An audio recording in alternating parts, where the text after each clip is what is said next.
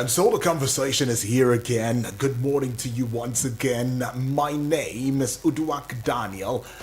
And of course, my name is Omotola Adeleke. Good morning to you. I wasn't able to tell you wakey this morning. Yeah, I told you were shaking like a shaky daddy. I told them already. You got so wet. You gotta cover up a little bit. My brother, but all well and good. Good morning now to you. And if you're not awake, because I believe we still have some people who are still sleeping because of the cold weather. So wakey. Yes, of course. So that's it. We're here for the conversation. We're here to learn, and of course, we're here to make sure solutions are there for any problem on ground. That's right. Of course, talking about solutions, this is where it all resolves, and it is where it all stands. We will indeed go check it out. Have that conversation on here, and yes, it's going to be a very, very lovely conversation on here. Right. Well, we already told you, yes, we will be bringing you some excerpts, but I think we should go straight into those excerpts, and then we will come back and we will do the due diligence. Remember, this is Eagles Morning Rises Breakfast Show. That's and right. This is how we start your day the right way. All right. This should start the conversation proper. All right, so let's go take a listen. All right, just give us a little bit, a little bit, and we will fix all of it just right about now.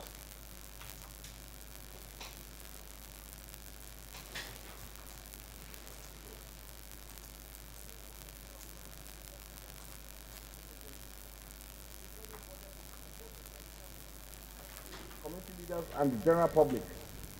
It is important against the agencies. Equally important is the support of traditional rulers, religious leaders, community leaders, and the general public.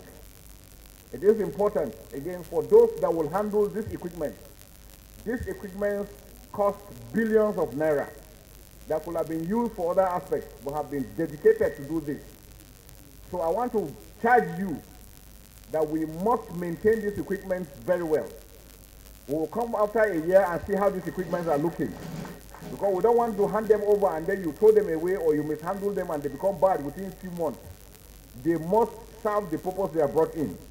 And I want to reiterate this to all members of armed forces and security forces. Once you are deployed, do not wait for any order from anybody to shoot any bandit or any terrorist. I want to make that very loud and clear. Anybody who refuses to shoot or kill any bandit or terrorist in the name of his waiting for an order, we will treat you like a bandit. The federal government, the state government, the local government, and indeed Nigerian taxpayers' money is what is used to buy this equipment. Okay. Yes, so of course, General Christopher Musa. Oh, yes, now he's a civilian because, Minister of course, he's the Minister of Defense. But, once a soldier, like they say, always a soldier. You remember I told you this thing one time. He had said this before. Yes, this is not the first time, indeed. General Christopher Musa. I mentioned it on this program when he mentioned Payment of ransom is an encouragement for bandits to continue to brutalize Nigerians the way they want. Mr. Speaker, nobody is happy about the security situation in Nigeria. Nobody does not know. Everyone, most Nigerians are aware of the historical antecedent of bandit in Nigeria, of attack, of kidnapping. And by so doing, Mr. Speaker, it's a long time transition that takes us to where we are today.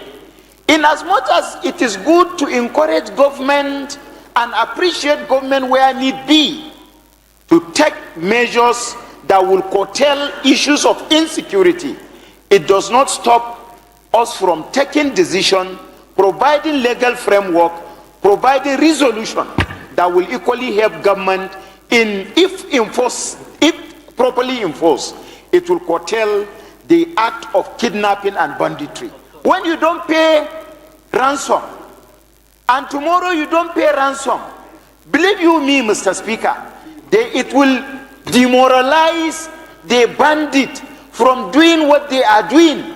So I want to come up with two Okay. Well, okay. He said he was going Two to. amendments. Okay. Haven't accepted all the prayer, Mr. Speaker. Yes, I want to say that in addition to not paying ransom, I don't believe and I don't see any rationale behind rehabilitating a criminal that is killing people. When arrested, you rehabilitate him and he become an informant in the mix of our own security. So in addition to his prayers, I want to amend that government should not rehabilitate killers. There is no reason whatsoever for kidnappers, for bandits, for Boko Harams to be rewarded by being trained and reintegrated in our own security system. Today you see ambush of our own. Sir, if Nigerians are killed, the people that put their life at the front banner of this war are equally being killed on daily basis. Police are killed, armies are killed, navy are killed, air force are killed, immigration are ambushed. So in that, who are giving this information to the bandit to be attacking the security agencies during operation? You cannot exonerate those so-called people, that criminals that I've said to be rehabilitated. So I want to amend the prayer by including and urging government to stop rehabilitation of arrested killers and criminals. What do you want the government to do? To kill them. Yes. He who kills should be. If you kill, Mr. Speaker, why are they laughing? Mr. Speaker, anybody that kills deserves to be killed. Except if it is a motor accident, our law is quite explicit. But if you kill by coming to innocent citizens' house, Nigerians, kidnapping them, taking them to bush, subjecting them under serious, terrible torture before taking their lives of traditional rulers, Mr. Speaker, you don't deserve 1 second of survival. Okay. Come on. Okay, you know what? I should ring a bell. Definitely. I tell you the Definitely. truth. I like the fact that we have some of our political leaders. Very sensible people. Yes, coming out to Sensible. speak, Look at how waking eloquent. up. Very eloquent. And yet we have some of them actually laughing and finding what he's saying hilarious. Very funny. Finding it funny and laughing when he said, kill them. Kill them. And they... Why would you even ask such a question now? What do you even want the government to do? What don't you want the government to do? The same thing they should have been doing a long time ago. The same thing General Christopher Musa said even before yesterday, because what he did yesterday was reiterating what he had said before. That's right. So what are we talking about here? Soldiers are being killed almost on a daily basis. Officers are being killed in different communities. Bandit killed an officer and 6 soldiers in an ambush in Rigachuku in Kaduna State. Fact. Similarly, a terrorist ambush in Zungeru, Niger State, claimed lives of 3 officers and 22 soldiers. I know some of us didn't forget that terrorist group have killed lots of commanding officers. The latest being General Rabe Abubakar. That's right. We also have Badi, General Badi, Alkali, and 8 other top military generals that have been killed by this same bandit. Lieutenant Colonel Umar Farouk in Kukawa local government area was also killed by bandit, a commanding officer. Aliu Seidu Paiko in Bama local government area was also killed. Do we forget Brigadier General Oseni Omo Brahima, who was also killed during a base attack in Beni Sheikh?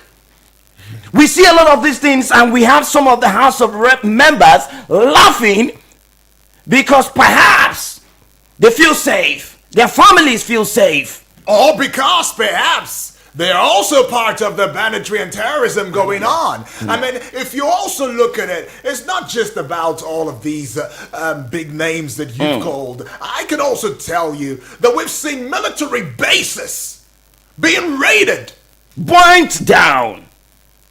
We have seen the high-handedness that goes on in that regard. And then yet, it makes it seem as though the security agencies are very unwilling to do their jobs. Take for example, what Christopher Moses said, right? Where he said, do not wait for any order whatsoever. Just kill. You'll see the person is a bandit, is a terrorist, kill. And if you refuse to kill a bandit, you automatically are a bandit. And of course, you know what that means. You'll be killed. The gun should be pointed at you. Right. So yeah, it goes a long way. It really goes a long way. There is something that he said that is no more hidden. It was hidden truths before. It started sounding as if it was a controversy.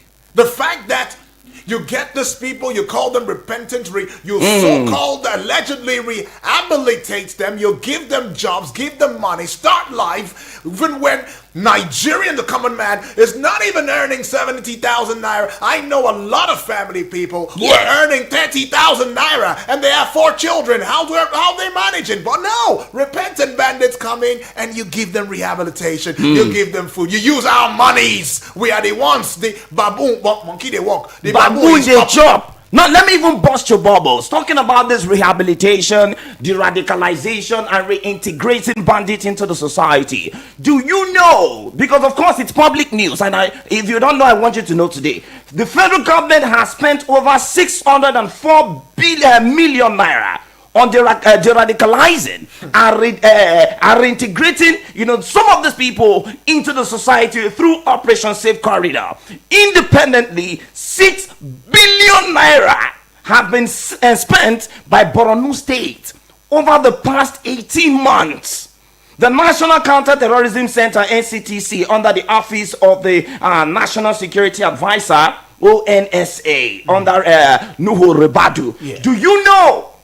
They have finalized plans to open a dedicated second disarmament, demobilization, and reintegration camp for terrorists or surrendered. Surrendered in quotes. Right. Repentant in quotes, terrorists. A camp, a special camp for them. And millions have been spent already. Let me pause you there. There is something that gentleman of the Senate had said that really gladdens my heart. Is where he came out with the truth, the whole truth, and nothing but the truth. You say you rehabilitate them, you give them jobs, you position them, you reintegrate them into the military. He said that. Yes. So that when somebody comes out and say they are not integrated into the military, because we've seen reports even coming from the presidency and the federal government saying, oh, no, they are not really reintegrated into the military. Oh, no. Now, he said it. Go arrest him. Now, the bottom line is, the message is clear. Once a terrorist or a bandit is caught, come on now, what do you do next? Which one is taking them to court again? Well, anyway, shoot them. That's what Christopher Musa is saying. Well, kill them. I would also have my reservation on that. But anyways, let's get with Comrade Saliu Mahmood Dantata. He's a security expert. He's been his span in this conversation for over 2 decades. Good morning to you, Comrade Saliu. Good morning, Mahmood Comrade. Dantata. Good morning to you. Right. Thank you. Right. Comrade, here we are. We have seen the Senate hold an emergency meeting. One of a conversation that's been very hot, on the table, on the desk, has been the motion that was moved to stop the rehabilitation of terrorists. That's the word. I won't use bandits, I won't use kidnappers, because these are terrorists. To stop the rehabilitation of terrorists, even when they have surrendered, saying that there is a danger to it, and that reintegrating them into the military. There was a clear path conversation that they were reintegrated not just into the society but also into the military, and they become informants, and they have been the ones dwindling, destroying the progress that's supposed to be made by our military, whom we have known to be gallant soldiers over the years, right? And we also saw, on the other hand, where the defense minister, the former retired General Christopher Musa, has also come out with a statement. This should be the upteenth time he is saying this, saying that, look, you find a bandit, a terrorist, you shoot on sight. He says, if failure to do so, you will be treated as such. What do you make of this? Is this a reawakening? Thank you very much, Udoak. General C.G. Musa is one man that is never economical with his words. Don't forget, as serving 4-star general, serving chief of defense staff, he did make this kind of statement, not long. I think something happened, they booted him out, where a lot of people thought it was the handiwork of saboteurs until God in his infinite mercy brought him as a civilian minister of defense through his appointment by the President and Commander-in-Chief Bola Ahmed Tinubu, Jagaban Borgo. The issues are this. Even in the onslaught against non-state actors, I think there is hypocrisy from different levels. Don't forget, it was at this time that the World National Security Advisor was saying that some of the Fulani that have been tagged as terrorists are also Nigerians, and they could be given second chance to repent and do other things. Also, the Chief of Defense Staff now also mentioned that terrorists needed to be given second chance. They are given second chance to repent to somebody who made somebody orphan, widow, rebelled against the state. So I think the statement again was re-emphasized by Minister of Defense in Sokoto during the presentation of armored vehicles and motorcycles in Sokoto State, that no troop of any of the security forces should wait for anyone to give him or her order that at the sight of a bandit or terrorist, that is how it's supposed to be. You see, we cannot be toying with people's lives, saying human rights abuse, genocide, saying extrajudicial killing. How? Terrorists that know how to pull trigger, how to operate anti-aircraft missiles, look at the propelled grenade, and also other sophisticated weapons. Then you are now including turbo rifle that the U.S. elite forces use. Then you are now saying you should give such people second chance. Look at what they are doing in Kayama, Kwara State, Wawa, Niger State, Kainji, Mokwa to Wawa, then in the whole of Borno State, then from Leka in Zamfara, Ganguru in Zamfara, Shika in Zamfara, Maru in Zamfara, Tahe in Zamfara, Salata Mohara in Zamfara. Then you go to places in Katsina, you go to places in Sokoto, you go to places in Kogi, even though that the Kogi State Governor Ahmed Ododo is putting on effort. Look at how they've been able to record success and all of other things. Then someone there will be saying we should make them repent. How? What Borno State Governor did there, even with the justification of the Special Advisor of Security to the governor there, we condemned it. No right-thinking government will say you should give second chance to repentant non-state actors. What about the crimes they committed? It is very, very wrong, and I think we stand firmly 100% with what General C.G. Musa said. Comrade, yes. If you look at it on the flip side, you might also want to consider the non-kinetic way of handling this, because there is a question that is bothering on the minds of the family member right now. Should Nigeria fight insecurity with tougher battlefield rules plus more hardware, or with financial investigations plus ending rehabilitation? Now, I want to hinge on the financial investigation.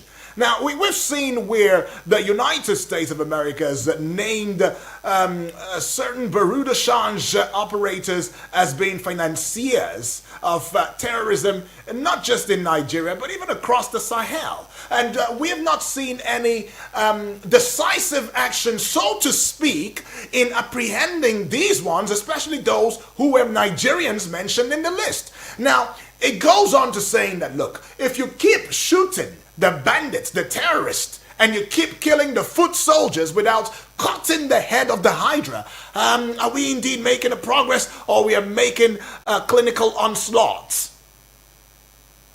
I want to tell you that the non-kinetic approach, which goes for negotiation, which goes for giving them what have you, has not worked in states like Zamfara and Katsina. I want to tell you, look at the killing of General Rade. That Muhammad Kachanda, who kidnapped and the general got his untimely death in his hands, even though they are trying to insinuate snake bite and all sorts of other things. Severally, the local governments and the local communities have involved them in negotiations, but at the end of the day, they go against it. What about those ones that happen in Kaduna of recent? What about those ones that happen in Zamfara on daily basis and what have you? So the non-kinetic approach has not paid off, because the moment we say, okay, come, let us bring other approach to maybe sitting around table doing this, they are never satisfied. The moment something happens, they go back to what they are doing. So I think always the onslaught is always the best, modality from the aspect of the troops. All right, you get them, you take the fight to them, you take them to God and rely on God to judge them.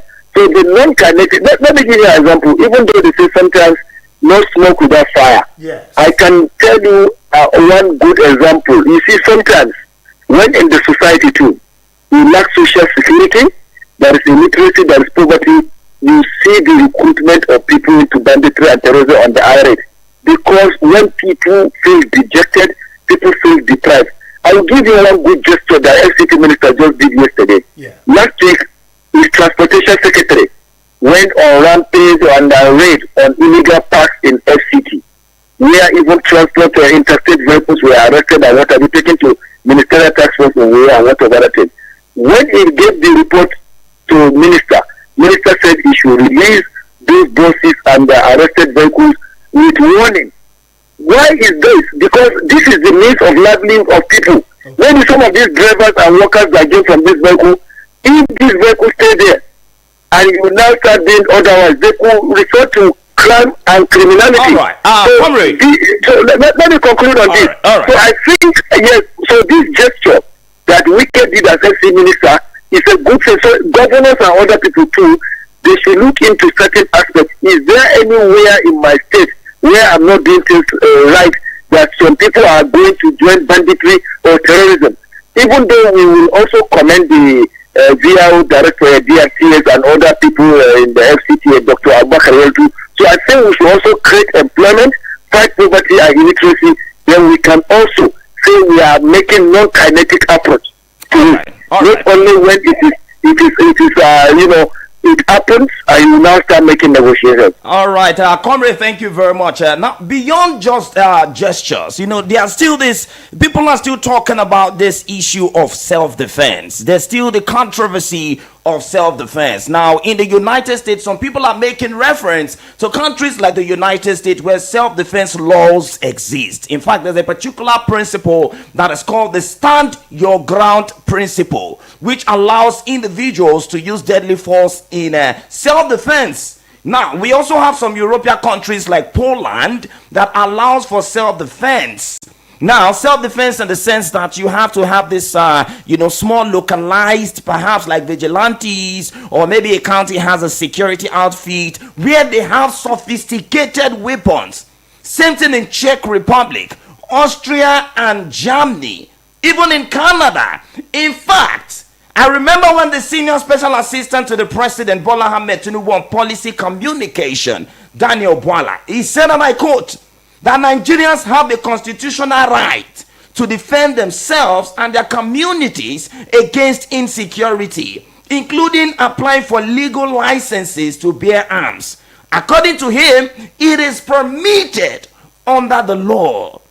But there was a particular time when a community was sacked. I think in Zamfara, or I can't remember the state exactly, a community was sacked because they defended themselves against bandits and used weapons, perhaps, that were not licensed. So what do you make of the idea behind self-defense, especially in a country like Nigeria? You think it's a good idea? Or perhaps you're saying, no, let's leave it to the hands of the military, the military and the security outfit? Well, the first line of defense, were we to be a country where citizens bear arms, would have been better. But how do you go on line of self-defense when those attacking you comes with arms and ammunition? The Director General of Department of State Services, Ajayi, once advised on that, even though saying he is not advising anybody to bear arms illegally in order to defend you or yourself. Then also other higher echelons of the security, whatever. You see, When we are talking about that, it is when maybe in the community there is that cooperation, like in some communities of recent, they did that where when the bandits came, they came out in mass and they were able to pursue the bandits and what have you. But in our home, for instance, you see invading kidnappers with AK-49, AK-47 and other what have you, and you have only cutlass. How do you do that or axe? So first line of defense comes when you are lancers. In this country, even pump action, what have you have to write to IG to give you approval for that. So even though we know there is a proliferation of arms where there are illegal arms in the arms of people and what have you, but I don't think many homes in Nigeria or many communities can do first line of defense, self-defense, because we don't bear arms and we are not licensed to do that. So that is another difficult aspect. You cannot use cutlass or other methods, what have you, to tackle somebody who invaded you with, weapons like AK-47, 49, all of other things. So I think even those people given the advice are just saying it theoretically, but in the practical aspect, it is not possible. But do you think it's going to be a good idea if the federal government makes it possible for citizens to bear arms? Is that a possibility? I'm just asking. We are not right for it in Nigeria. We have anger issue in Nigeria. Look at even traffic issues. Yes, look at even on traffic issues. What happens? Traffic issue will happen. People will start carrying jack and what have you. You now license gun to this set of people. Automatically, the killing is going to be more and more. So I don't think we are right for to be licensed to bear arms in Nigeria, because we have attitudinal problem, then we have anger issues and also other things. Automatically, from garages to offices and whatever, we are going to see a lot of killing. Right. So I don't think we are right for it presently as I speak. I'm glad that you said that we have anger issues. Excuse me. So you said we have anger issues, and that makes me scared with a directive that the Minister of Defense has given to even the soldiers. A couple of times we've seen soldiers who have gone out of line, even shooting their seniors. Yes, we've seen a soldier just pick a gun and shoot a senior. We've seen mistaken discharge. Don't you think that this might also enrage an enraged soldier or an already enraged military into sporadic shootings in the name of we're killing terrorists and bandits, and then the community people are also affected? Absolutely. If we get licensed to bear arms, automatically is going to be random shooting everywhere. Like I told you, we have anger issues. You see somebody ranting, even husband and wife at home. How do you see it? Talk more of outside. So it's going to be a calamity if that is given. Mr. Comrade, I think you got it a little bit wrong. Yeah. The question Yude is trying to ask is not even about the citizens this time. It's about the soldiers themselves. Now, don't you think some of these soldiers might use the opportunity to use those guns and shoot people who are innocent, or go on sporadic shooting as a result of anger in them, and then come out to lie that these people that are being shot are terrorists? Well, you see, in the military and security circle, there's what you call rules of engagement. You understand? They are regimented. They have trainings. You understand?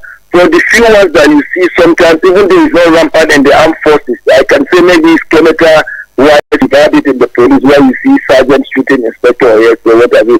But in the military, it is very, very rare, even at the battlefield and what have you, because at the point of training, either as non-commissioned officer at the depot of Nigerian Army or training school of the Air Force or Nigerian Navy, or at the commission level of maybe NDA, whether as a regular combatant officer, short service or director service, these are things that you are taught. Even as somebody that bear arms, you should not go beyond these bands and what have you, and the grave consequences. So it is not rampant in the armed forces, because it still remains one of the most disciplined. It is only in the military where somebody will say, "Are you stupid now?" You still say, "Yes, sir." If you're more than crazy, you say, "Yes, sir." They are part of the rules of engagement. So the discipline in the armed forces exceeds those of others. In the police, that is what we are saying, that there should be police reform. Periodically, you even see an inspector and police instructing a DSP. I've seen it severally, where it is very difficult for you to see that in the armed forces, army, navy, or air force, where you see junior officer, returning even what the insult that the senior officer meted out. So even if the licenses are going to be given, I don't think it will extend to already regimented armed forces, police, and other, because already they are trained to bear arms. A section of paramilitary forces like civil defense, immigration, custom, correctional service, and whatever, it is not that bear arms. For example, they have their armed squad in the correctional service, those that bear arms. Then again, in the civil defense, they also have the armed squad, they have the agro rangers, they have the special forces who bear arms. Then it extends to custom. It's not every custom officer that bear arms. It is only the armed squad. So, but for the army, navy, air force, police, what have you, DSS, and what have you, already the training is there. So even if it's going to be, it's only going to be for the civilians, not for them, because you cannot be trained to bear arms and also be given license to hold another private gun. So even if it's going to be going to extend to members of the armed forces, police, and other security agents, because they are already regimented, it will only be for civilian populace. But some people might actually want to disagree with you, talking about the training and the fact that you say when the soldier is told you're stupid and all that. I believe that's from their superior, that's within them. But we have seen situations now from the relationship from the soldier to an ordinary citizen or a civilian out there. Now we've seen situations where a soldier intimidates civilians, perhaps because you wore a camouflage and you see a soldier beat up a man or a woman, all because he or she is putting on a camouflage. We have also seen situations where soldiers, come to intimidate some people because perhaps one of them was talked to anyhow. Now, we saw a situation recently where a general's wife called, a soldier driver to beat up a corps member. Now, we know this story is trending. It was trending, even though Martin Otse, that very dark man, said he already settled the matter. But we saw the video when this particular woman sent a driver soldier or a soldier driver oddly to beat up a corps member because he delivered cake. He delivered the cake when he wasn't supposed to deliver it, perhaps he delayed. We've seen situations like that. And that boy was beaten up and all. So don't you think with this particular order, imagine a soldier having a gun at hand and you've been given order to, shoot. Don't wait for orders. Don't wait for order now. Just shoot. You understand? And you see such a situation and perhaps you get too angry and you release a bullet and you kill the corps member or you kill someone. Don't you think we have soldiers going back to report and say, no, who they killed was a terrorist? Well, in the first place, military officers don't patrol alone. They don't go on lone patrol. They go as a team. And in every gun truck or patrol vehicle you see, there is always a senior officer. Like when you are mentioning, you say general's wife, not the general. General's wife is a civilian, even though in the armed forces, the wives are like the men, what have you, because they control most of what have you. But when you observe, when you are taking statistics of it, you can hardly find major general, brigadier general serving, colonel, lieutenant colonel, or what have you. Majority of people you find humiliating the civilians are majorly other ranks, maybe these new inches, or maybe somebody lacking in a or having one smoking history or what have you. They're the highly responsible ones. When you see an officer, the even respect they accord to you get surprised. I've come across several ones. You see a Navy captain even greeting you first. You even see a colonel and what have you. So it is all this. Sometimes you have some unscrupulous element among the non-commissioned officers. So a commissioned officer who knows where he or she is going, you understand, they protect those ranks. Are you getting me? They know the orders they go through, attending junior officer cadre calls at the commander staff college, maybe even going to Kuru to get their MNI and what have you, or going to National Defense College. So they protect it. When you come across officers like that, they are diligent, respectful, and they go according to constituted authority. But there are some iron other ranks who have nothing to lose. Maybe it's a private or mass corporal or what have you. Even if I do this, I have nothing to lose. But for a well-trained officer who did his personal parade, MDA, and did this. And I'm not saying that there are no good ones among the other, but most of these cases you find it among the non-commissioned officers, particularly in private or maybe these freshers or somebody so this set of people are a danger to the society. The junior officers you just called. No, not not all. But majorly you find these problems among them. We have cases where they finish training mobile police officers at one time, remember, during one of the administration, where they engage a whole convoy of then civilian governor of Osun State, himself a retired brigadier general, have you forgotten? During, I think during Tefabalogo or so, where they had to dismiss the role of the mobile recruits, remember, where they stop the convoy of a serving executive governor from overtaking their trucks, and they engage them in fact even with the police ADC there and what have you. At the end of the day, the governor them retired brigadier general who was a civilian governor. Quickly, we need to pick some calls and we need to hear from other people because we don't have much time. That's right.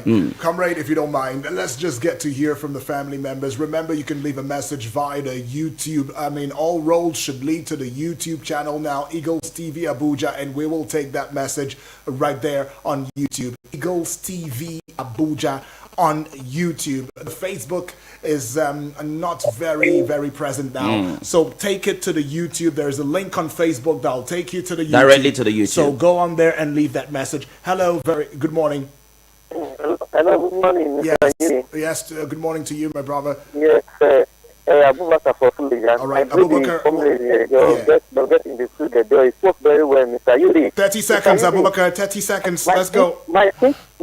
Hello, are you hearing me? Yeah, 30 seconds. Yes, go ahead. But 30 seconds. My take is that there is no repentant. 090735330. Right, let's take opinion, which is the mindset of Nigerians. Now look at their response. Look at their body language. You know, I always spoke on those stations that the Pepe behind this security has not yet been on bail. He's coming out now, Yudi. An issue that affected the nation being discussed in the Senate, and most of you were mute about it. It's a big challenge. Okay, presidential order. We have had presidential order from past Buhari. Anyone legally have 8 to be what? To be killed from late Buhari. Then this another. How many people are going to order from the government? So what we are praying for, we are been Moses, your line is breaking. You might want to keep, Hello. Yes. So bottom line, bottom line. They should go beyond the word. Okay. Nigeria wants to see action. We have been hearing this. Okay. All right, Moses. All right.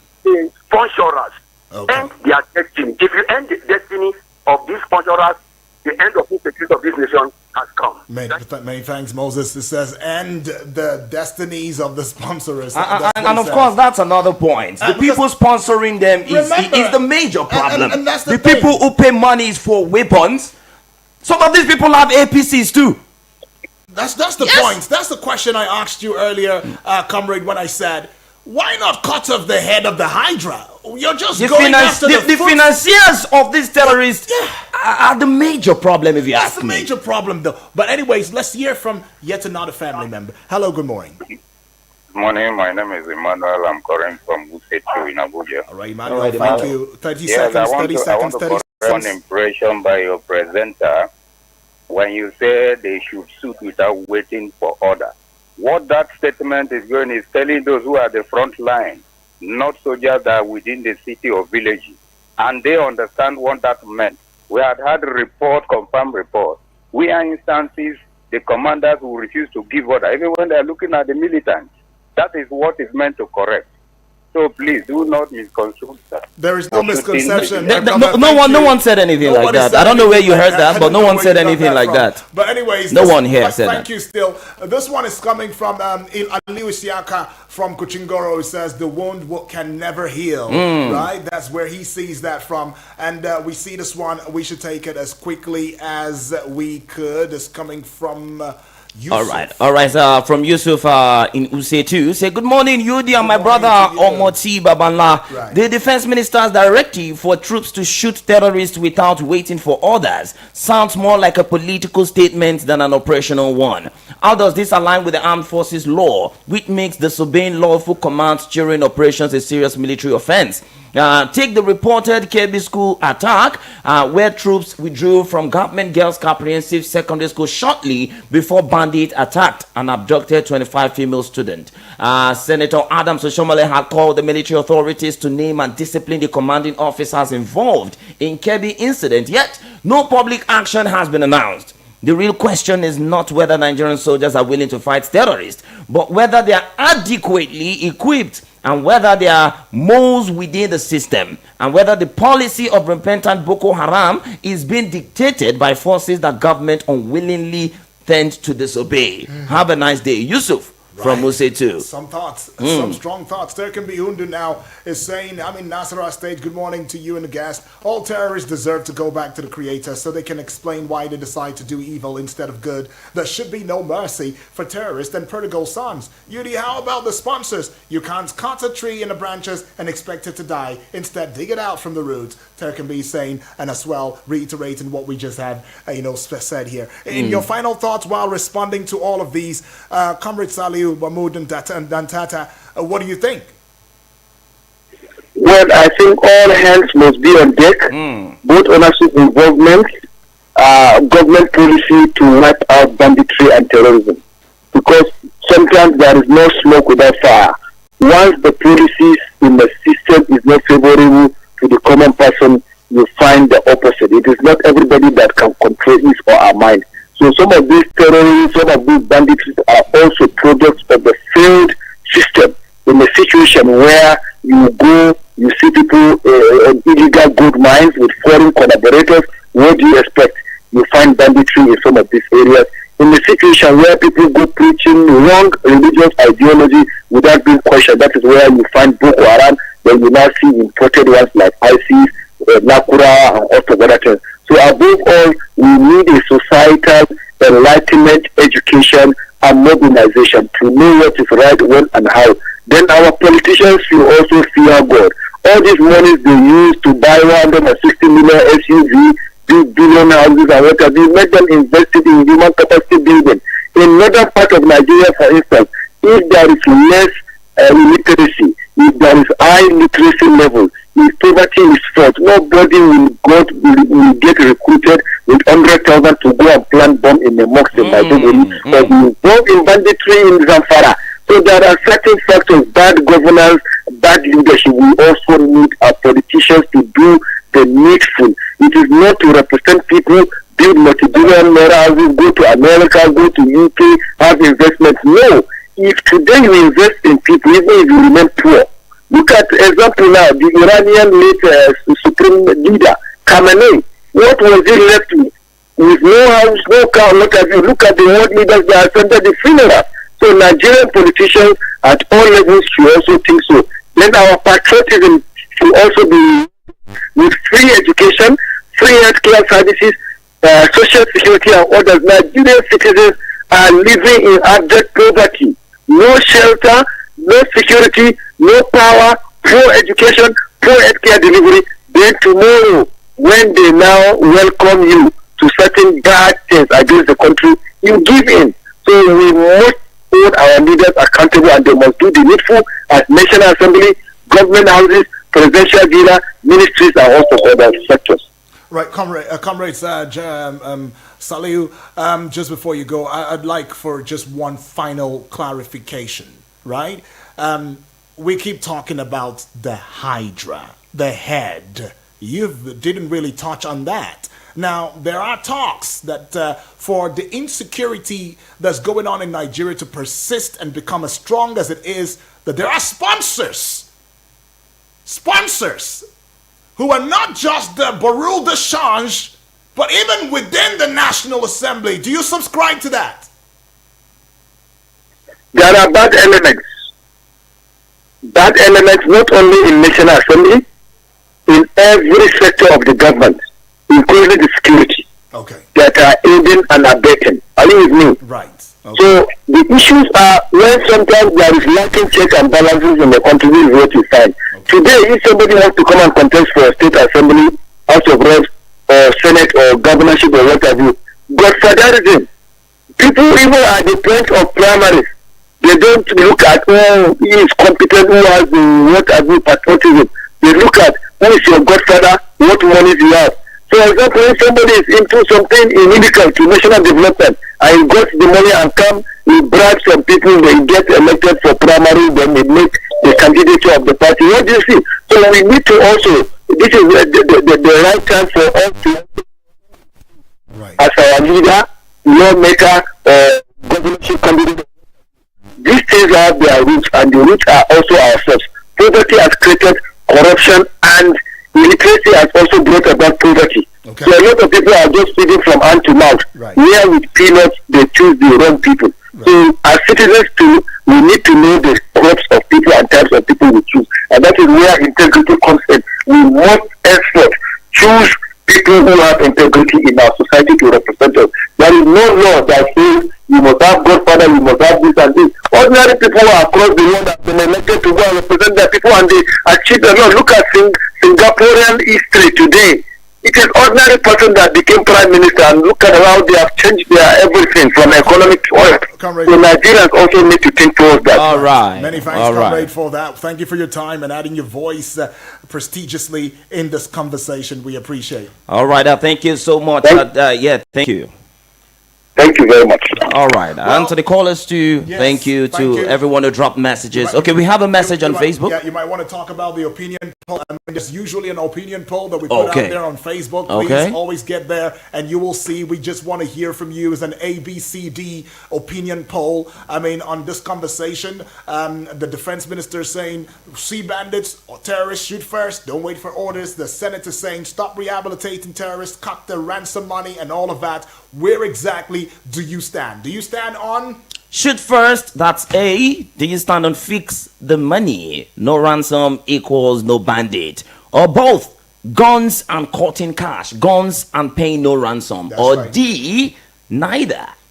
We need jobs and dialogue. Right. What do you want? So we see Philip Uja, it says bring them down at all cost. We see Ovie Richie, it says the debate makes no difference because this is not the first time we are hearing about the shoot outside order. Tanko Daniel says, hey, we just shoot first. Benjamin Innocent says, hey, shoot first. And lastly, we have Clement saying, hey, shoot first. Everybody says shoot first, but I hope it doesn't turn out into a massive onslaught. But anyways, my name is Udwak Daniel. And of course, my name is Omotola Adeleke. Thank you for listening until 10:30 for the General Open Banter, right? Stay tuned. Eagles 102.3 Abuja. Eagles 102.3 Abuja. Eagles 102.3 Abuja.